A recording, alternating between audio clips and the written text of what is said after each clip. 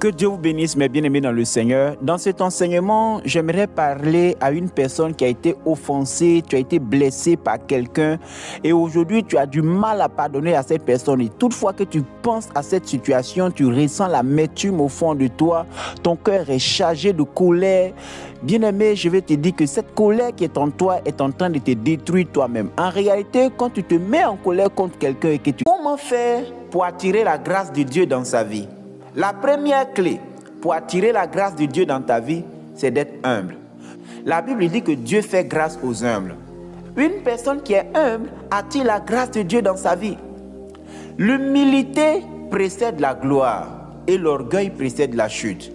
Une personne qui est humble a la faveur de Dieu sur elle. Une personne qui est humble, les portes s'ouvrent. Quand on parle de la résurrection des morts, comprenez qu'il y aura deux types de résurrection.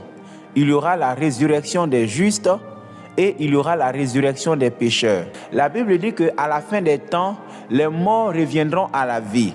Les uns pour la vie éternelle et les autres pour la honte et l'opprobre éternel.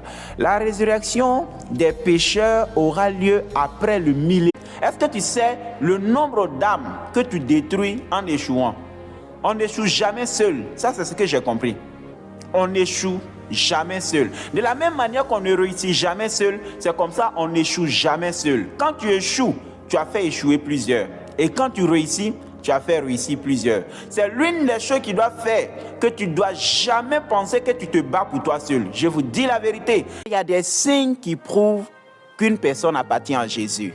Et les signes qui prouvent qu'une personne appartient à Jésus sont mentionnés dans la Bible. Il a dit à ceux-ci, tous reconnaîtront que vous êtes vraiment mes disciples.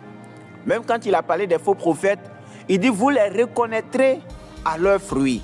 La meilleure manière de reconnaître ceux qui sont de Dieu, de ceux qui ne le sont pas, c'est le fruit qu'ils portent.